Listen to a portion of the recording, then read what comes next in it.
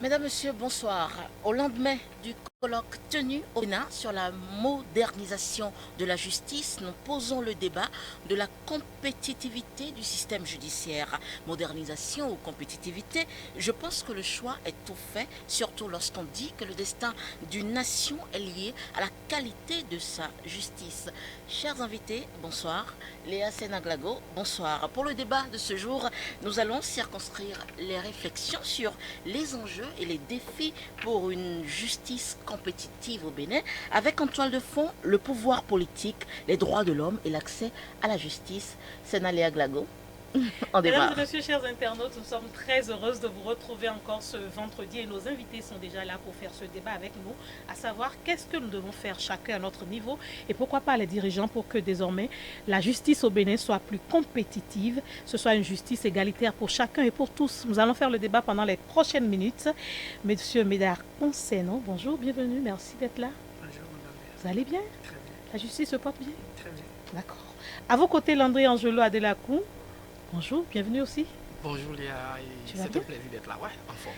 De toute façon, nos invités sont très en forme. Nous aussi, nous sommes en forme et nous allons les bombarder de questions pendant les prochaines 50 et quelques minutes. Nous espérons que vous allez rester en ligne sur Reporter Bénémonde et sur Culture Radio TV pour nous suivre, pour poser vos préoccupations, pour nous accompagner dans ce débat PIS. Oui, on démarre. On démarre tout de suite avec... La première question, déjà, pour évaluer le système judiciaire au Bénin, que dirons-nous? Monsieur Médard Conseno. Merci. On démarre par Vous prenez la balle. Naturellement. Alors, avant tout débat, je voudrais d'abord, pour permettre à ceux qui nous suivent de mieux comprendre ce qui va se dire, faire quelques conceptions, clarifications conceptuelles. Alors, quand on parle de compétitivité, Oui. ici, dans le contexte de ma compréhension, ça renvoie en quelque sorte à mesurer la performance de l'appareil judiciaire. Ok, oui, bien D'accord. sûr. Voilà. Nous sommes Quand on parle, en phase. voilà, quand on parle d'enjeu, ça nous revient de voir qu'est-ce qui a été fait de bien. Et quand on parle de défis, qu'est-ce qui n'a pas marché et quels sont les objectifs à atteindre dans le temps. Oui. C'est bien ma compréhension Vous êtes dedans. du thème. Parfait. Alors, pour évaluer la performance d'un appareil judiciaire, Oui.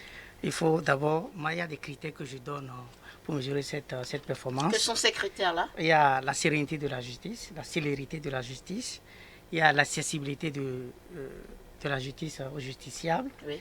il y a également l'indépendance de la justice et en dernière position, l'exécution effective et efficace des décisions de justice. Je pense que c'est sur ces 4 critères que moi je me base pour mesurer, bien entendu, la performance d'un appareil judiciaire. Est-ce qu'on peut y aller point par point rapidement? Pourquoi pas? Enfin, un mot, un commentaire Tout à fait. sur chaque critère. Quand je prends la sérénité de la justice, je fais allusion au délai.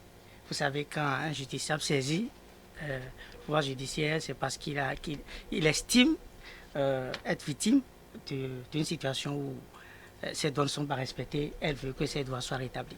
Alors, il faut que dans un délai raisonnable, eh bien, le droit soit dit Bien sûr. pour que, et si dans un système, l'appareil judiciaire prend du temps avant de rendre les décisions, là on peut dire qu'il n'y a pas de sérénité. Et pour ce qui est du deuxième critère, l'accessibilité aux justiciables, peut s'analyser sur plusieurs plans. Il y a d'abord la disponibilité des juridictions au niveau je vais parler du rapprochement de la juridiction des justiciables. Vous voyez, dans un passé lointain, nous n'avons pas assez de tribunaux, nous n'avons pas des chambres administratives au niveau des tribunaux. Il faut aller forcément à la Cour suprême. Vous voyez, dans ces conditions, on ne peut pas dire que l'administré qui est un Atitengu a assez facile à la justice. Il est un administré, ses droits ne sont pas respectés, mais il faut qu'il déplace de Natipou, Porte-Novo, Bien sûr. pour saisir juridiction. Vous voyez un peu. oui. Et quand on laisse ça, il y a également, quand on parle de l'accessibilité, les méthodes de saisie de ces juridictions-là. Vous voyez, tous citoyens ne sont pas des professionnels. Il ne faudrait pas que les mots de saisie soient organisés telle en sorte que les citoyens ont forcément besoin d'un professionnel tel qu'un avocat, un huissier, avant de pouvoir saisir les juridictions. Et quand je prends l'indépendance, c'est consacré dans les constitutions de tous les pays d'ailleurs. Je veux parler de la séparation des pouvoirs. Il faudrait que le pouvoir politique reste là où il est, le pouvoir judiciaire reste là où il est. On ne doit pas constater Et bien entendu, c'est vrai que quand on parle de séparation, c'est pas une séparation où les deux ne doivent pas se parler. Mais il faudrait pas que... séparation rigide, vous voulez dire? C'est rigide, mais ça n'empêche pas une certaine collaboration entre ces deux pouvoirs-là. Okay. Alors, et quand enfin je parle de l'exécution des décisions, vous savez, quand on rend une décision et ce n'est pas exécuté, vous êtes d'accord avec moi que ça ne servira à rien. Puisqu'on a rendu la décision, le droit est dit, j'ai gagné, mais ce qui me revient de droit dans cette décision, eh bien, je n'arrive pas à toucher à cela. Merci, Monsieur Médard. Monsieur Landry Adelacon, par le prisme de ces critères-là, aujourd'hui, nous savons également que à l'avènement du régime du nouveau départ, il y a eu d'énormes réformes dans le secteur de la justice. Aujourd'hui, comment est-ce que vous lisez, vous évaluez ce secteur? Ou est-ce que vous avez d'autres critères à compléter? Non, je n'ai pas fondamentalement d'autres critères. Je suis en phase avec les critères qui ont été énumérés par mon cher ami et collègue. Je pense effectivement qu'il y a eu des réformes qui ont été entreprises, lesquelles réformes s'inscrivent dans un cadre un peu plus global. Nous avons vu déjà le chef de l'État, lorsqu'il était, je dirais, candidat, il avait déjà partagé avec nous ses idées dans son projet de société, et lequel projet il a quand même essayé d'intégrer dans le programme d'action du gouvernement. Et donc depuis lors, nous avons vu qu'il y a eu des améliorations à la suite. Bon, voilà, il vient un peu en continuité de ce qui a été fait jusque-là. Donc des améliorations par endroit avec la création, comme il a dit, de nouvelles juridictions, des juridictions spéciales qui quand même favorisent un peu l'accessibilité, au moins du point de vue physique, et des justiciables que nous sommes. Et sur le volet de l'accessibilité, comme nous l'avons dit, deux volets, accessibilité physique, il y a également l'accessibilité économique. Et c'est à ce niveau-là que nous allons voir également qu'il y a des difficultés. Parce que tout à l'heure, mon cher ami a déjà balayé si bien l'accessibilité physique, dans les questions de saisine, les difficultés et autres. Mais du point de vue économique, est-ce qu'aujourd'hui, en tant que justiciable, nous avons les capacités financières de recourir par exemple au service de la justice dans certaines matières données? Vous voyez, donc il y a des matières où vous avez un contentieux, vous avez des papiers ou des pièces à obtenir et tout. Donc il faut aller devant les juridictions. Là, on va se demander si un citoyen lambda comme vous et moi, par exemple, nous avons la capacité de pouvoir quand même bénéficier de ce service-là qui est un service public. Alors, il y a ce défi-là que nous allons devoir relever après. Mais l'autre chose également, du point de vue, je dirais, qu'on pourrait imaginer un sous-critère, c'est celui de la disponibilité d'une législation favorable. Favorable parce que le juge, c'est vrai, son indépendance est consacrée dans les textes, mais là, il s'agit d'une indépendance organique. Mais après, il y a l'indépendance fonctionnelle. Est-ce que dans son travail, dans son office de juge ou de président de juridiction ou encore de procureur, donc de magistrat de siège ou de magistrat debout, est-ce qu'il arrive à faire ce qu'il a à faire? Est-ce que les textes de la République lui permettent d'avoir la main? Est-ce que les textes de la République lui permettent de rendre les décisions telles que vous et moi, en tant que justiciables, nous l'aurons souhaité? Parce que le juge, ne l'oubliez pas, même si dans certaines matières, il est autorisé aussi à ne pas être que la bouche de la loi, mais le juge s'appuie sur la loi. Donc, le juge sera en difficulté si il y a une thèse, par exemple, qui dit que pour ce que vous venez de dire, vous avez 10 ans d'emprisonnement à prendre. Si un thèse dit que vous avez, par exemple, 20 ans d'emprisonnement à prendre, ou si un thèse dit que vous devez rentrer chez vous, le juge fera que constater ce qu'il doit constater et appliquer la loi. C'est vrai qu'après, il peut tenir compte des circonstances pour essayer quand même aussi de créer le droit au niveau du prétoire. Sans vouloir vous interrompre, est-ce que ce que vous dites, c'est qu'aujourd'hui au Bénin, à l'état actuel, il n'y a pas de législation protégeant l'homme de droit lorsqu'il rend une décision, c'est ça? Oui, c'est moi qui ne comprends pas bien. Il faut dire que quand vous avez suivi tout à l'heure, j'ai planté le décor en rappelant un peu d'où nous sommes venus avec le chef de l'État, M. Patrice Talon, quand il était candidat, que nous avons suivi et que nous avons d'ailleurs applaudi, dont nous avons applaudi les idées à l'époque. Il a dit que au Bénin, il a posé, le chef de l'État, alors candidat, a posé un très bon diagnostic. Un très bon diagnostic. À l'arrivée, la thérapie semble ne pas répondre au diagnostic. En tout cas, pas entièrement. Parce que quand il a fini par constater que le pouvoir judiciaire a été pendant longtemps, pendant de nombreuses années, sous la coupole du pouvoir politique. Et donc, il a demandé à ce que le Conseil supérieur de la magistrature, par exemple, organe par excellence du contrôle et de la gestion de la carrière des disciplines, ou plutôt des magistrats, puisse être un peu un organe purement indépendant. Mais malheureusement, il semble qu'une fois arrivé au pouvoir, il a eu d'autres paramètres qui ont fait que finalement, il a préféré laisser le chef de l'État, président de la République, en tant que président du Conseil de la magistrature, donc rester là au niveau du CSM Et il a préféré cette fois-ci innover en faisant entrer aussi ce que les acteurs du domaine ont appelé les halogènes. Je veux parler du ministre de la Justice, garde des Sceaux, je veux parler du ministre de l'Économie et des Finances, je veux parler du ministre du Travail et de la Fonction publique. Et donc, nous sommes en train de parler des magistrats, mais voilà un conseil supérieur de la magistrature qui est rempli des acteurs du gouvernement. On nous dira que le ministre de l'Économie et des Finances, c'est pour des questions de budget, questions budgétaires, on est d'accord. Le ministre du Travail, c'est parce que c'est lui, mais en réalité, on n'en a pas besoin. On n'en a pas besoin parce que dans une lecture comparative, dans d'autres pays, vous n'avez pas le chef de l'État. Être chef chef du Conseil supérieur de la magistrature. Vous n'avez pas, c'est-à-dire cet effectif pléthorique des membres du gouvernement au niveau du Conseil supérieur de la magistrature.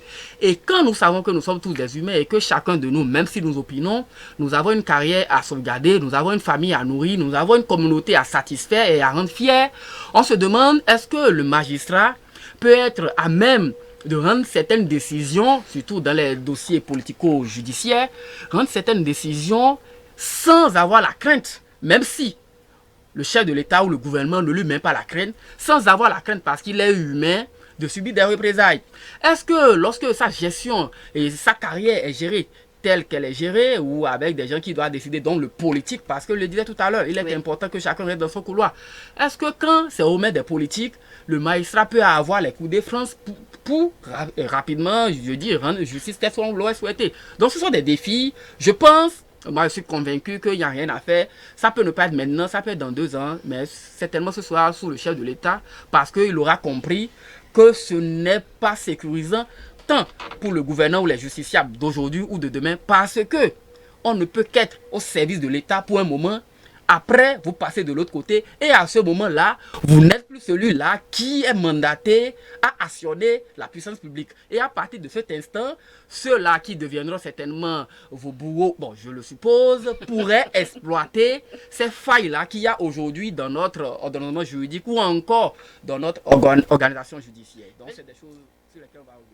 Monsieur Méda, j'ai bien envie de vous poser la question de savoir, puisque vous êtes non pas que juriste, mais également acteur politique, est-ce qu'on peut penser, est-ce qu'on peut avoir une justice aujourd'hui sans les immixtions de l'exécutif du politique? Est-ce que c'est possible ou c'est un vœu pieux que Monsieur Landry est en train de formuler? Merci pour la question, mais je voudrais d'abord, avant de répondre à la question, rappeler que les magistrats font partie des agents de l'État. Et ils sont gérés, que l'on veuille ou pas, par le ministère de la fonction publique.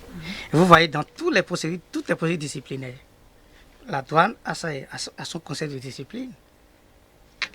Le ministre de l'Économie et des Finances, que ce soit le ministre de la fonction publique, sont membres ou se fait représenter. Mais si on prend les magistrats, le fait que le ministre de la fonction publique n'était pas dedans, c'était une erreur. Puisque c'est quand on va radier un magistrat, par exemple, c'est qui la dernière personne qui exécute la décision? C'est bien ce ministère-là. Vous voyez un peu, c'est le ministère qui s'occupe de la gestion. Donc c'est une faiblesse qui a été corrigée. C'est une faiblesse qui a été corrigée. Monsieur Landry, vous êtes d'accord? Je voudrais demander qu'on puisse me noter cette partie-là parce que vous avez le bon. On n'aura pas besoin de la noter puisque vous l'avez bien entendu. Donc il peut continuer. Allez-y, monsieur Médard. D'accord. Vous voyez un peu. Oui. Et donc la présence de ces ministres dans ce conseil, pour moi personnellement, ne constitue pas un problème.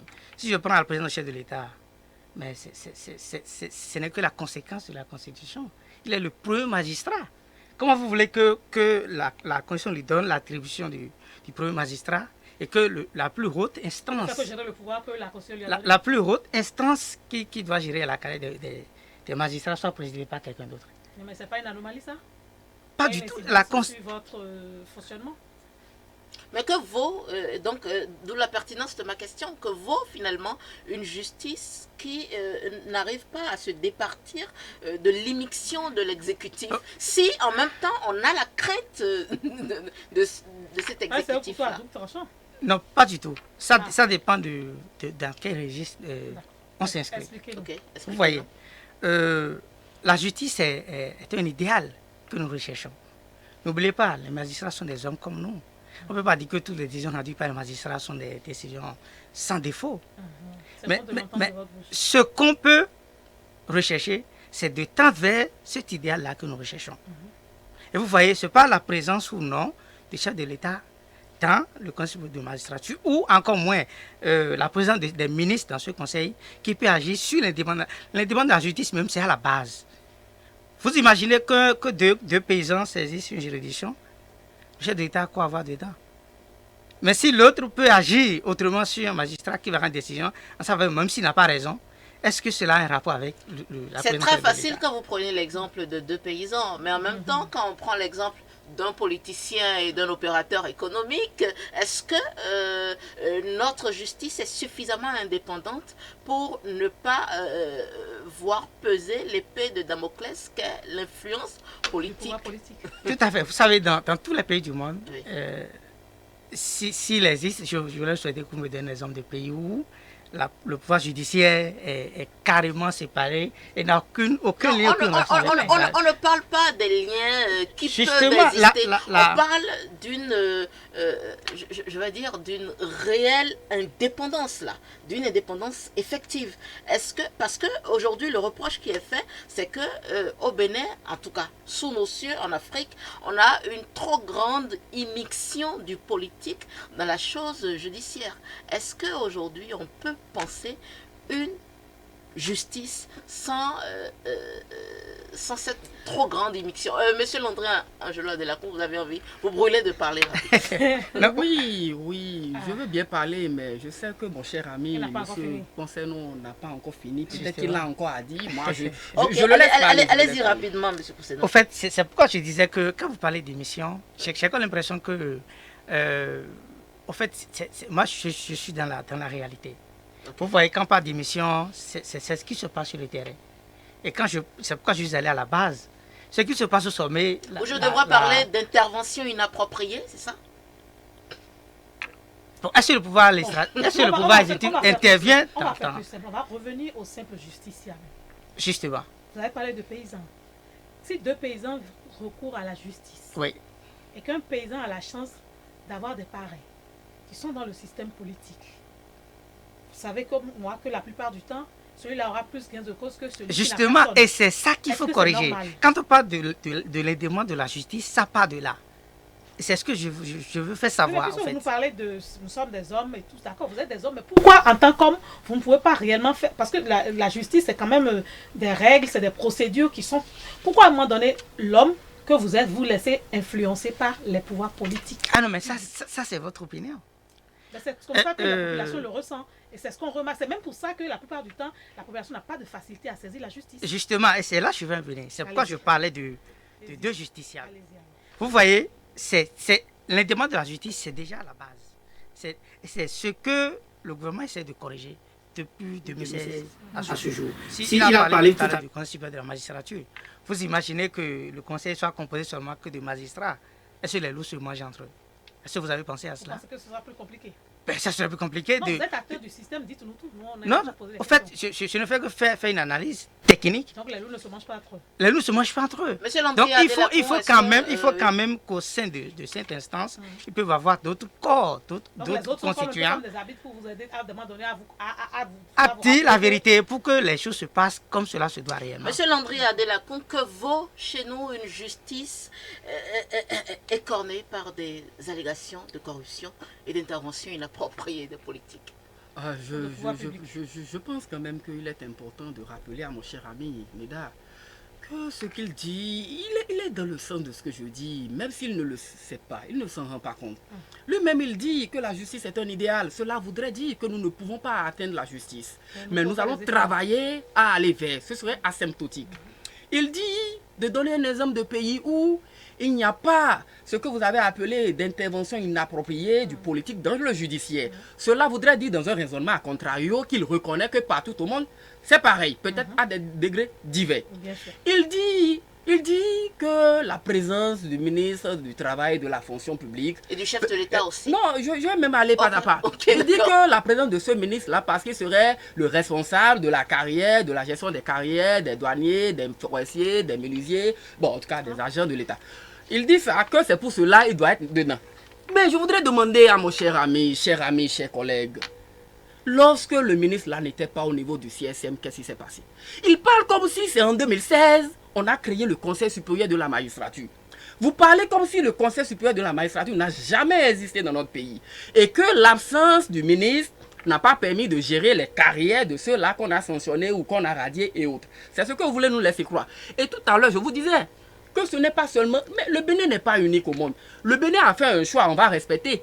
Mais on peut quand même relever les insuffisances au fin de permettre à ceux qui nous gouvernent de corriger s'il y a lieu. Parce que le Bénin n'est pas le seul pays à avoir un conseil supérieur de la magistrature, je vous en prie. Qu'on enlève tous ces membres halogènes du gouvernement, non, du conseil, ça peut toujours continuer. C'est très... Mais oui, quand même. Nous n'avons rien inventé. Nous n'avons rien inventé. Ce que moi je dis, je ne dis pas que la présence des gouvernants donc, pose en réalité problème. Je dis l'effectif des halogènes après avoir posé un diagnostic. Mais je ne sais pas si vous... Il me semble que vous n'avez pas suivi le discours du chef de l'État alors candidat. Lui-même, il a dit clairement, c'est un monsieur que je suis beaucoup parce que je l'aime pour son éloquence et pour son pragmatisme. Il a dit clairement et il a posé le diagnostic et il a également proposé la thérapie avant de devenir président. Il devient président et au lieu de sortir tel qu'il nous l'a promis alors candidat, il se maintient dedans. Non seulement il se maintient, il fait venir des halogènes. Et vous ne trouvez pas qu'il y a eu un déphasage? Pour vous, il a manqué à sa parole. Absolument, ça, ce sont des faits. Maintenant, peut-être qu'il a des raisons qui peuvent justifier ce volte-face de sa part. Mais il l'a dit. Donc, s'il l'a dit, et que moi je le dis aujourd'hui, c'est que moi je suis en train de dire ce que le chef de l'État, alors candidat, a dit. C'est tout. Et je constate. Maintenant, le pouvoir judiciaire, je lui dis une chose. Ce n'est pas parce que nous parlons du Bénin qu'il ne faut pas dire la vérité. Dans tous les pays au monde, les acteurs politiques ont tendance à contrôler l'organe judiciaire. C'est pas dans tous les pays, même les pays, dans la vie simplement aussi, même dans les, du pouvoir sur l'autre. bien sûr, même dans les pays réputés, les pays de grande démocratie. Je veux parler des États-Unis, je veux parler de la France. Et j'aime dire, pour ceux qui ne le savent pas, que lorsque vous lisez le président Nicolas Sarkozy, il vous fera comprendre que quand il est venu au pouvoir, son premier souci, c'est le contrôle du président de la Cour constitutionnelle, donc le Conseil constitutionnel français. Parce que le président du Conseil constitutionnel français ne s'entendait pas avec le président Nicolas Sarkozy quand il n'était pas encore président. Quand il est devenu président, il a compris qu'il a un obstacle au niveau du Conseil constitutionnel. Donc son souci, c'est comment faire pour avoir la même mise. Ça, c'est un niveau. On ira en Guinée, on ira au Niger et on ira même en Centrafrique. Lorsque le juge constitutionnel s'est amusé à rendre des décisions qui n'arrangeaient pas, qu'est-ce qu'on a fait? On l'a gommé. On l'a gommé en Centrafrique récemment. On l'a fait en Guinée avant que le président Alpha Condé ne finisse par aller dans la descente. On l'a fait au Niger. Donc ce n'est pas parce que nous parlons du Bénin, nous sommes en train de parler des cas de façon générale. Finalement, mais, monsieur, oui, mais quand tu dis... Est-ce qu'on pourrait parvenir à une justice sans intervention inappropriée ou sans immixtion des politiques? Je le redis encore, la justice, il l'a dit tout à l'heure, c'est un idéal. Et là où les humains sont, on ne peut que prier, contribuer à ce que les choses s'améliorent. Mais dire que nous aurons une indépendance réelle, stricte, à 100%, je ne partage pas. Je ne suis pas un idéaliste. Il faut être réaliste. Vous ne pouvez pas avoir une indépendance à 100%. Tout ce qu'on demande, c'est un minimum qui puisse quand même renforcer la confiance des justiciables que nous sommes en l'appareil judiciaire. Et parlons de confiance. Monsieur Conseillant, parlant de confiance des justiciables en la justice de notre pays, le Bénin, je reviens à vos propos du début. Vous avez parlé de l'accès à la justice. Et moi, j'insiste, je reviens sur l'accès aux actes administratifs et autres qu'on doit aller prendre au niveau de la justice en tant que justiciable. Est-ce que vous pensez que ça s'est amélioré? Merci. Je voudrais d'abord, avant de répondre à votre question, rebondir encore. Dire deux mots à... Bon, vous êtes un collègue. Vous êtes une collègue. Allez-y. D'abord, je voudrais d'abord lui rappeler que dans un débat, je ne peux pas prendre ce que lui pense comme mon opinion. Ce qu'il pense, c'est ce qu'il pense. C'est ce que je pense. C'est normal. On est d'accord. Chacun a son avis. Monsieur Landry, laissez bien vouloir laisser Monsieur Bédard continuer. Merci. Allez-y. Oui. Donc, votre avis reste votre avis. Voilà, mon avis reste mon avis. Et je voudrais lui rappeler encore que quand nous prenons notre pays, à l'état actuel de notre constitution, est-ce qu'on peut gommer le président de la Cour constitutionnelle comme c'est fait dans les autres pays? Vous voyez? Donc son raisonnement ne cadre pas avec. Bon, c'est son avis. Et c'est pour dire encore que dans des débats comme ça, moi j'aime bien rester dans le cadre du débat. J'aime pas aller au-delà du sujet. Parce que quand on Donc, fait pour ça, dire quoi? on bavarde beaucoup et on laisse le sujet. Bon, qu'est-ce que vous voulez Et le dire temps concrètement? passe. Parce que moi, je ne... Alors, je donc, ne- ce que je voudrais dire, c'est quoi? Hmm. L'objectif de ce que nous faisons, c'est de mesurer la performance de la justice.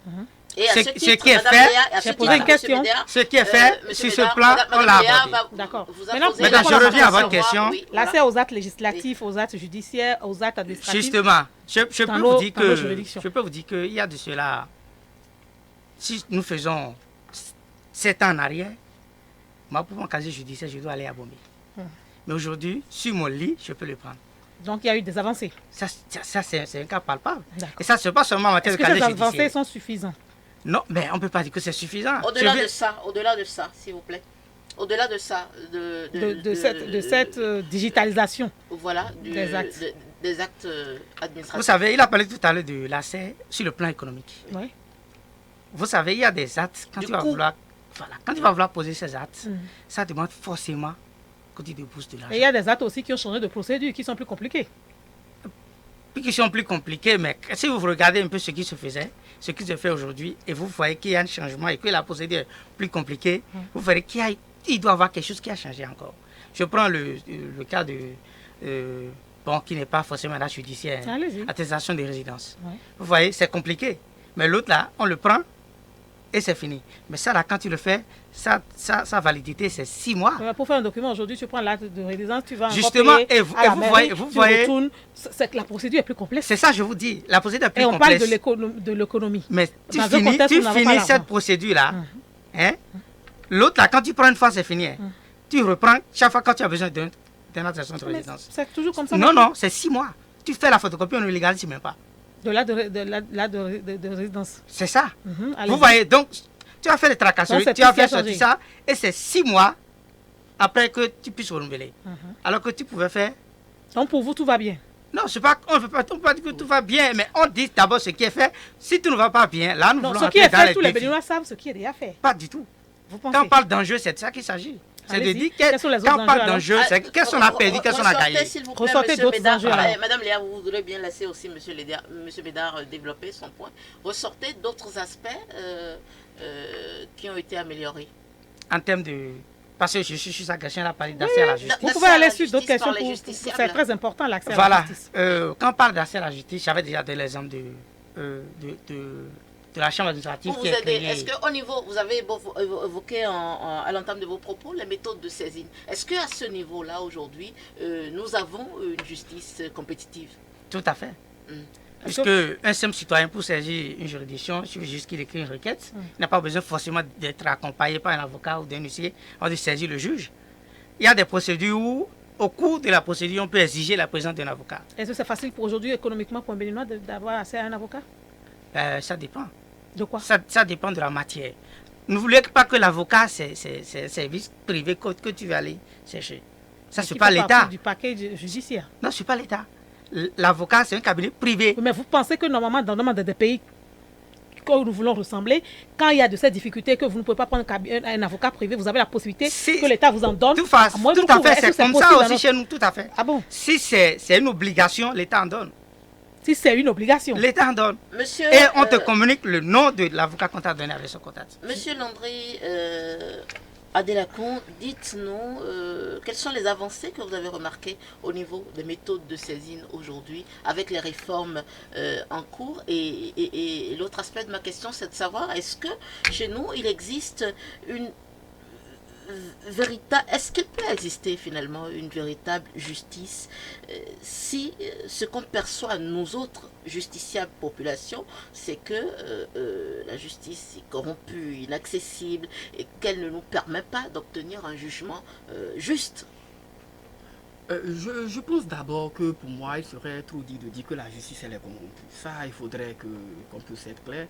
Il serait trop difficile de le dire, mais il faut dire que quand même la justice pour les citoyens, simples citoyens que nous sommes, elle est perçue différemment par rapport à ceux qui sont au pouvoir. Il y a la que justice ce soit des pauvres et aujourd'hui la des- justice des riches. Ouais. Donc je le reprécise encore. Quand nous parlons des principes et parlons pour aujourd'hui, hier et l'avenir. Allez-y.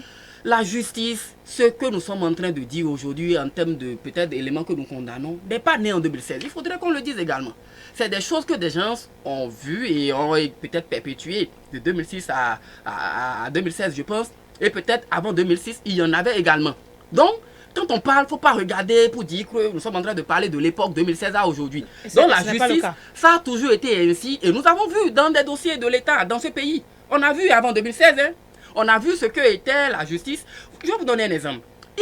Bon, mon cher ami est là. On sait qu'en matière pénale, le désistement, bon voilà, je dirais, du plaignant, dans certaines matières, n'importe pas abandon des procédures. Absolument. On le sait. Oui.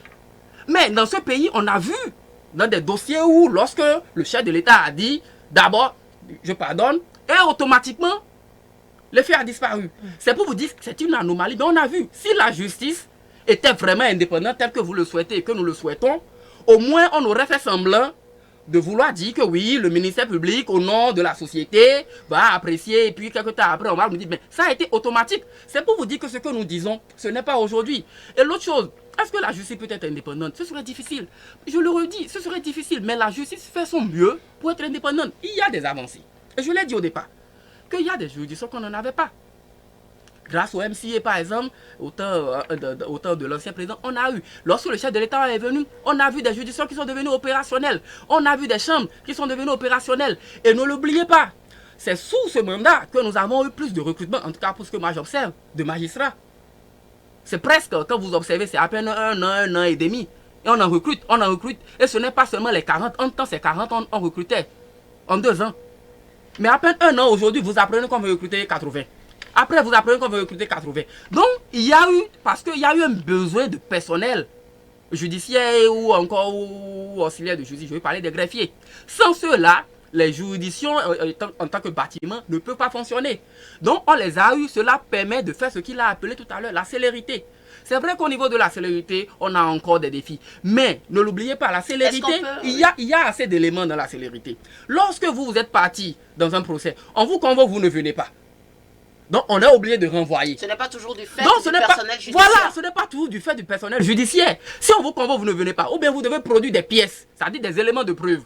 On est obligé de renvoyer. Ou si l'autre partie a des observations à faire, on est obligé de renvoyer. C'est ce qui fait que dans l'appréciation du délai anormalement long, le juge constitutionnel apprécie au cas par cas. On ne va pas dire c'est dans 2 ans, c'est dans 5 ans. Mais là également, il y a une avancée. Parce que quand vous prenez notre loi aujourd'hui, la loi a essayé de circonscrire le délai dans lequel, selon que nous sommes en matière criminelle ou en matière correctionnelle, vous ne pouvez pas excéder sans rendre une décision. Donc, voilà, c'est un élément. Aujourd'hui, pendant que nous parlons, il y a un recrutement qui est lancé pour les élèves et auxiliaires de justice, secrétaires administratifs et autres, pour faciliter le travail dans nos cours et tribunaux. Donc, ce sont des efforts qui sont en train d'être faits. Il faut le reconnaître et nous le disons.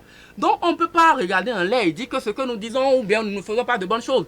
Et en ce qui concerne la saisine, elle a toujours été compliquée. Et vous avez mentionné une question, c'est l'aide juridictionnelle. C'est-à-dire, des gens comme vous et moi qui n'avons pas d'avocat, comment est-ce que nous faisons pour que quand nous sommes dans une procédure, nous puissions avoir accès peut-être à un avocat? C'est vrai, cela est bien connu. De la tête, hein. Ça coûte, mais c'est vrai, parce qu'il l'a dit tout à l'heure, c'est une profession libérale. Nous souffrons aussi beaucoup pour étudier, mais on comprend.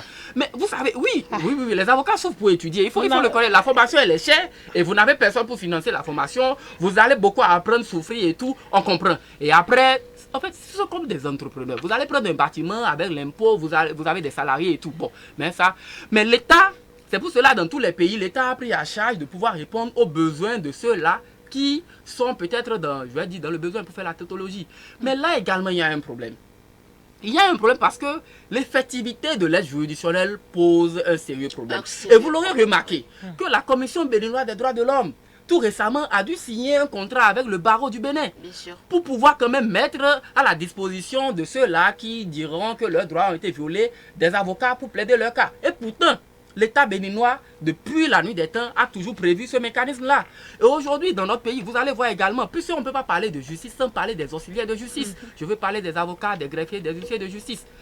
Au Bénin et dans la plupart des pays africains, nous avons un seul barreau. C'est le barreau du Bénin. Dans les pays développés, vous avez le barreau de Paris, de Marseille, de Dijon, de Nantes et tout. Donc, des milliers d'avocats où la concurrence elle est rude. Nous avons fait notre choix. C'est pareil au Bénin, c'est pareil au Togo, en Côte d'Ivoire, au Sénégal, un peu partout. Je dis, c'est pas seulement le Bénin. Peut-être que les réflexions peuvent pousser, je ne sais pas, peut-être dans 10 ans, puisque nous sommes en train de parler d'une question de défi pour la compétitivité. Peut-être que les réflexions peuvent pousser nos gouvernants, nos décideurs, que dans les 5 prochaines années, dans les 10 prochaines années, ou encore dans les 50 prochaines années, à la création peut-être d'un barreau de Cotonou et d'un barreau de Parakou, par exemple. parce que le contrat, il a dit, il faut être sur le terrain. Le constat, c'est que la présence des avocats, souvent, n'est remarquée que dans les juridictions de Cotonou, de Porto-Novo et de Calavi. À l'intérieur du pays, ce n'est pas sûr. Moi, j'ai assisté à des audiences où vous n'êtes pas sûr de voir un avocat, où donc le juge même essaie de comprendre même des choses que, par exemple, le collaborateur d'avocat ne peut pas faire. Le juge essaie de comprendre que vous ne pouvez pas faire la distance là et ne pas pouvoir déposer, par exemple, les écritures. Donc, vous voyez un peu, c'est le rôle de l'avocat. Donc, c'est des choses sur lesquelles nous devons agir pour essayer d'avoir une justice qui essaie de tendre vers. Et aussi, je le dis, il faudrait que nous puissions avoir en tête que les dossiers politico-judiciaires vont toujours ternir l'image de la justice selon le traitement.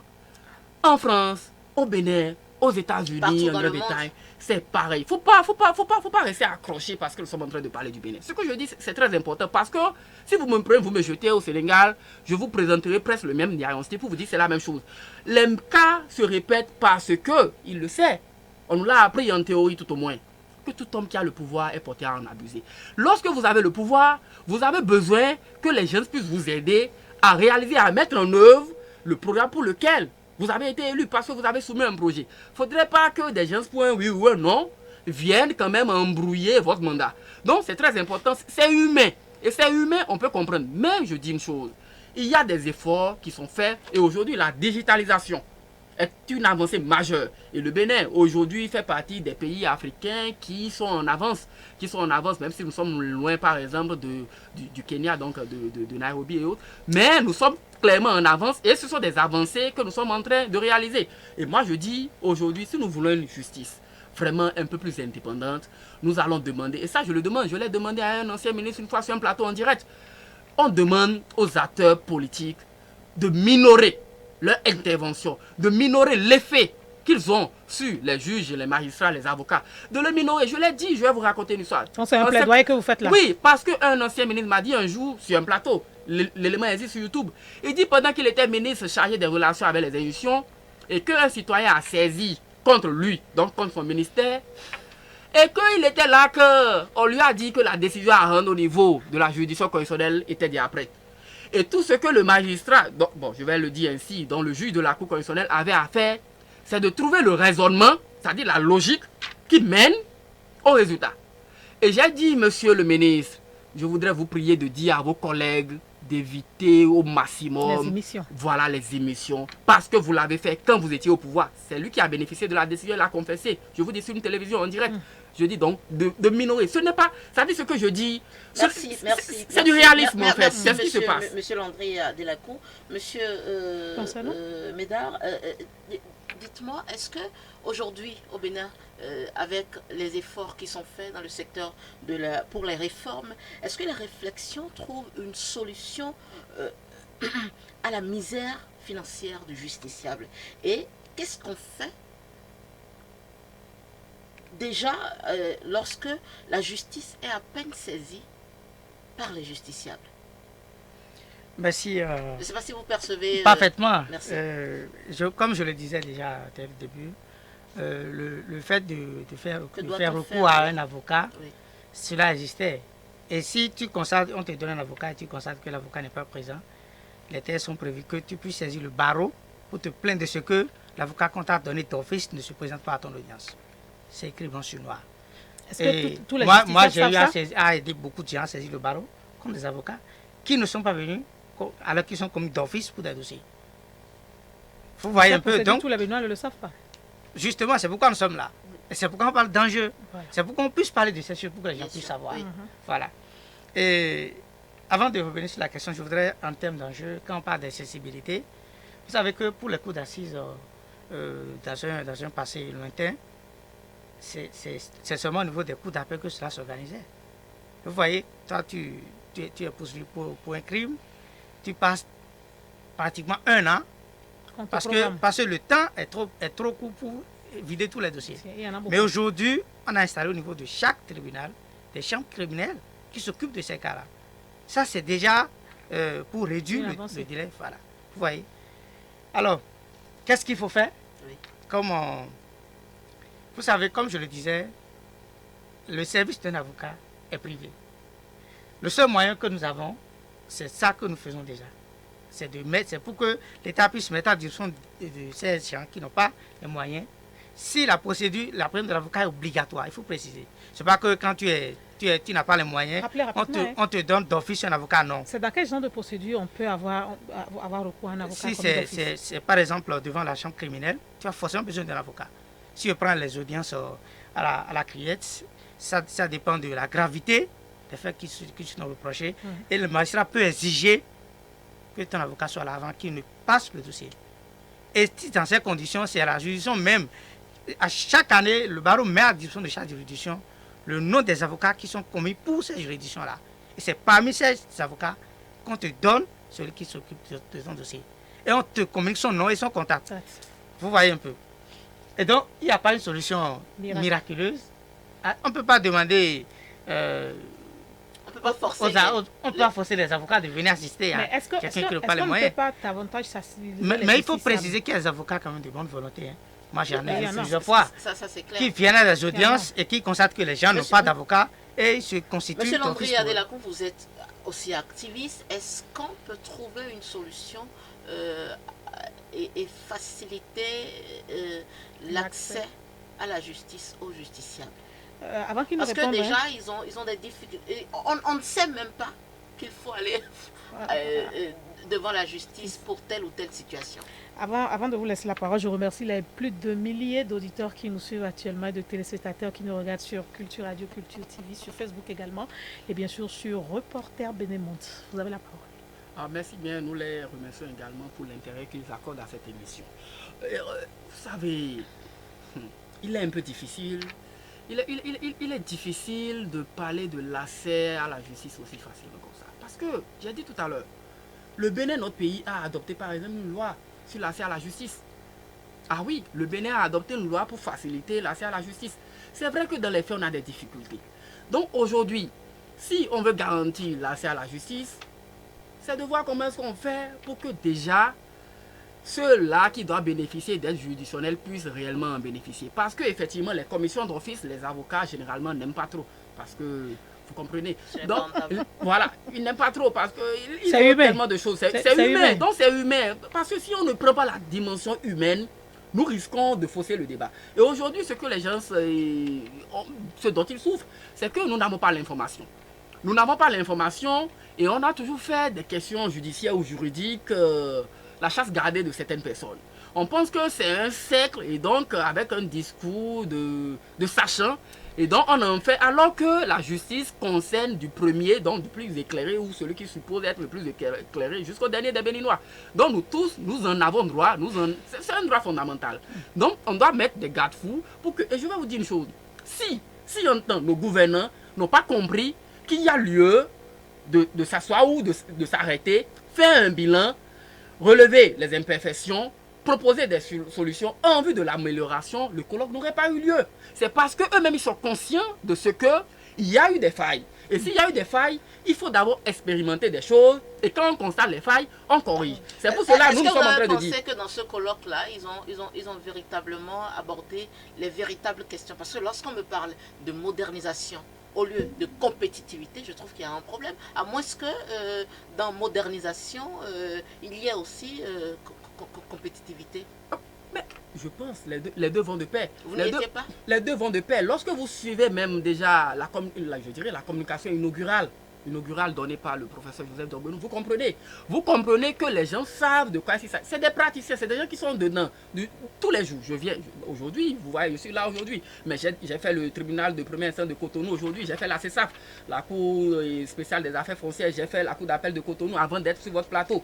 Donc c'est des gens qui sont dedans, qui savent de quoi il s'agit et qui comprennent. Vous ne pouvez pas aller à la modernisation si ce n'est pas que vous avez le désir de vous conformer à ce qui se passe aujourd'hui en 2023. Donc vous êtes prêts? Je suis conscient. Monsieur Bossenou, alors nous allons aborder un petit aspect que vous n'aimez pas souvent, mais on va devoir en parler, c'est la moralité des magistrats chez nous. Est-ce que les réflexions, est-ce que les réformes aujourd'hui peuvent trouver solution à cela? Parce que nous, justiciables, c'est aussi... Je vais rappeler notre quelques grosse recommandations parce que préoccupation. je ne pense pas qu'ils aient vraiment débattu de ça parce qu'ils ont dit qu'ils ont parlé de la digitalisation de la justice, des procédures judiciaires, la formation des acteurs de la justice, les amendements dans le code pénal, les défis des infrastructures. Et là, on se rend compte que finalement, vous avez parlé que de ce qui peut vous arranger, rien qui nous concerne. Merci, plus. Mais je voudrais quand même vous rappeler que vous savez que l'inspection des services judiciaires a été rendue opérationnelle depuis quelques années. Ok. Mhm. Vous savez quel est son rôle? Non, dites-nous. Ah, mais son rôle, c'est de Vous sanctionner surveillez. les magistrats, c'est de faire des enquêtes. Si toi, simple citoyen, tu saisis aujourd'hui l'inspection Mhm. des services judiciaires, Et si on ne savait pas qu'il y avait une inspection, comment on Non, sait? au-delà même de ne pas savoir. Lorsque je saisis l'inspection l'inspection, des services et judiciaires, que je suis madame rien du tout, est-ce Ah. que... voilà, cette inspection c'est là que je vais en venir. Oui. Voilà, je suis au bureau, quelqu'un m'a appelé pour dire, voilà, je ne veux pas dire la juridiction. Mhm. Mais je leur ai dit, mais il faut saisir une inspection. Mais la suite, la personne sait. La personne n'est rien du tout. C'est que vous... Mais la semaine qui a suivi, et le magistrat concerné est convoqué, et la personne même est convoquée. Les deux sont écoutés à Porte-Nouveau. Face to face. C'était pas comme ça que ça se passait. Vous voyez un peu. Et quand l'inspection finit son travail, il envoie son rapport au Conseil supérieur de la magistrature, qui siège maintenant de la sanction qu'il faut infliger. Mais l'inspection propose. Ok. Et ça, c'est en quelque sorte un moyen pour lutter contre l'immoralité des Les magistrats. magistrats. Parce que nous sommes conscients qu'il y en a. On ne peut pas dire que tous les magistrats sont de bonne moralité. C'est pourquoi je disais ici que la justice est un idéal. On ne peut pas dire que tout est vert, tout est bon. Non. C'est vrai, des efforts ont été faits, mais ça reste beaucoup à faire. Cette question de moralité, d'abord, c'est une question qui est liée à la personne. Vous savez, il y a des magistrats qui sont vraiment dignes. Hein. Il y en a, il existe. Comme il y en a qui salissent l'image de la magistrature. Et même les acteurs en sont conscients. Même si vous posez la question à un magistrat, s'il y a il y a parmi eux des gens qui sont de bonne moralité, ils ne vous diront pas qu'ils sont tous de bonne moralité. Voyons. Donc, c'est pour vous dire qu'il y a quand même un effort qui a été fait pour lutter contre l'immoralité des magistrats. Et quand vous parlez d'inspection, aujourd'hui, quel que soit le poste que tu occupes dans l'appareil judiciaire, quand tu reçois une convocation de l'inspection... Comment saisit l'inspection? Non, mais c'est une simple requête. Tu écris juste et tu narres un peu. Monsieur Landry qu'est-ce qui s'est passé. pour rapidement évoluer dans le débat, parce que nous sommes presque à la fin, voilà. En termes de droits de l'homme, comment est-ce que ça va? Puisque on vous connaît sur les questions de droits humains et tout. Comment est-ce que ça va avec les réformes opérées par le régime actuel? Est-ce que ça va mieux? Est-ce qu'il y a des améliorations? Quels sont les défis pour nous au Bénin? Je pense déjà que les recommandations issues de ce colloque en disent long. Si les gens ont décidé de revoir le code pénal, c'est que finalement les gens ont compris que ce que l'on dénonce par rapport à certaines imperfections ou certains points qui auraient pu être améliorés sont vérifiés. Et donc c'est pour vous dire qu'aujourd'hui, si vous voulez apprécier l'état des droits de l'homme, c'est peut-être que vous allez descendre. D'ailleurs, je sais que nous sommes tous dans la société, dans nos communautés. Non, on ne va pas se mentir, tout le monde le sait. Et maintenant, si vous voulez être un peu plus scientifique, vous allez juste prendre les différents rapports qui existent. Que ce soit même la Commission béninoise des droits de l'homme qui est une institution étatique. C'est pas une organisation. C'est une institution auquel les Béninois font plus recours. Voilà, une institution étatique.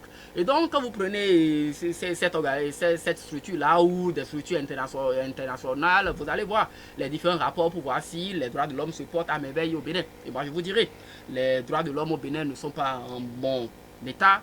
Et donc, je pense que nous allons continuer à dire ce que nous pouvons dire et les améliorations vont continuer. Déjà, nous sommes heureux que les gens veuillent essayer de revoir un peu notre ordonnement juridique par rapport à un certain nombre d'éléments.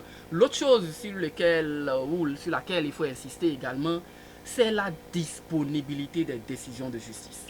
Vous voyez, devant la cour, comment on appelle, la haute cour de justice et la cour suprême, il y a des efforts notables qui sont faits, qui font qu'aujourd'hui, on a plus de facilité à avoir accès en tant que citoyen, vous et moi, vous qui n'êtes pas juristes et autres, à avoir accès aux décisions de justice. Ce n'est pas la même chose avec les autres juridictions. Ce qui fait que vous pouvez vous connecter à aller chercher la juridiction, une décision de justice en France, mais au Bénin, ce n'est pas sûr. Vous allez commencer à chercher les références, demander copie, aller de chambre en chambre dans les tribunaux et autres. Donc, cet élément-là, c'est un élément à revoir. Et également, il est important que la revue, qu'il y ait une revue au niveau des magistrats et autres, qui puisse être également actualisée. Parce que, je le dis, parce qu'il y a seulement à peine 3 ans, j'ai été quand même sollicité sur un travail qui a concerné l'intégrité, vous voyez, des acteurs de la justice qui nous a envoyé un peu dans les juridictions. On a discuté avec les magistrats et en toute sincérité, on a entendu des choses. Donc, il est important. Et il est important également au niveau de la chancellerie que la relation soit un peu plus, dans le cadre strictement professionnel, un peu plus indépendant. C'est très important parce que les magistrats, je vous le dis, sont des humains, sont des parents à nous. Ils ont besoin un peu de sentir cette liberté-là afin qu'ils puissent rendre et travailler comme ils le font. Donc je dis une chose, la justice, et c'est un idéal, ce que nous avons au Bénin, elle n'est pas aussi mauvaise que cela, mais elle est perfectible. Monsieur Boussenon, est-ce qu'il y a d'autres défis que vous voudriez mentionner? Tout à fait. Rapidement, Oui, nous sommes dans les dernières minutes. Tout à fait. En termes de défis, je pense qu'il va renforcer le sens du professionnalisme des magistrats. Ok. Parce qu'ils doivent savoir que le pouvoir qu'ils ont entre leurs mains, une petite erreur dans une décision peut détruire toute une vie, comme toute une fortune. Deuxième défi est relatif à ratio magistrat-population. Vous voyez, quand on prend tout le Bénin, nous avons à peine, alors je vous parle 400 magistrats pour le nombre de population que nous sommes, pour les juridictions toutes les juridictions 400. que nous avons. Oui. Pour toutes les juridictions. Pour toutes les que nous juridictions, avons. tout corps confondu. Ah. Vous voyez, donc ça reste encore beaucoup à faire pour qu'on puisse recruter beaucoup d'autres. Quand je prends la loi portant organisation de pouvoir judiciaire au Bénin, il est prévu faire 8 tribunaux, mais aujourd'hui nous sommes à peine à 16. Si j'enlève les tribunaux de commerce et la criette, nous sommes à 16. Vous voyez, donc ça reste beaucoup à faire également sur ce plan. Donc j'encourage le gouvernement à exceller dans la construction de nouveaux tribunaux pour que cela puisse servir les populations comme cela se doit. Et pour finir, j'ai souligné qu'il y a un problème lié à l'exécution des décisions de justice. Moi, je connais plein de gens qui ont des décisions en main, mais qui ne savent pas comment les exécuter. Oui. Comment les exécuter? On leur demande de faire recours à un huissier. J'aurais aimé que cela soit revu pour que l'État puisse accompagner l'exécution des décisions. S'il faut que l'État prenne en charge les frais des huissiers concernant l'exécution des décisions, qu'on puisse le faire. Parce que ça ne sert à rien du tout qu'on ait une décision et qu'on ne peut pas exécuter. Je vous remercie. Alors, oui, petite préoccupation. Vous n'avez parlé à aucun moment, chers amis, de la réhabilitation ou de l'insertion de certains détenus après dans la société. C'est quand même important. Il y en a qui vont en justice et qui ressortent, mais qui doivent continuer leur vie normalement, mais qui n'y arrivent plus. En mot de fin, Bien vous, sûr. vous allez répondre à cela. Et aussi, quel est peut-être un conseil pour que, après les réformes opérées, la justice ne soit plus un instrument d'injustice pour les justiciables? Monsieur Alela. Tout à fait, mais d'abord je vais me prononcer par rapport à la vie des prisonniers après la prison. Je pense que c'est un aspect qui intéresse tout le monde et des réflexions sont en cours. Encore vu le nombre de jeunes qui sont allés en prison ces derniers temps, la question revient très souvent. Et pour l'instant, c'est toujours en réflexion à notre niveau. Je pense que quand on va finir ces réflexions... Et si vous avez un conseil pour que, après les réformes... Un conseil, voilà, ce que je voudrais donner comme conseil, c'est d'inviter chaque citoyen. C'est un droit pour eux de saisir. On n'a pas besoin d'attendre d'être complètement d'abord à terre avant de se retrouver devant une juridiction. Si vous avez l'impression ou si vous constatez qu'il y a des situations dans lesquelles vos droits ne sont pas respectés, le mieux c'est allez simplement au commissariat. Le commissaire peut vous aider à envoyer le dossier au tribunal. Si vous ne savez pas comment il faut aller au tribunal, vous savez au moins comment aller voir un commissaire. Le commissaire a une obligation, quand il va écouter les deux parties, si la solution n'est pas trouvée, de faire un rapport au commissariat et au tribunal dont il voilà, pour enclencher la procédure.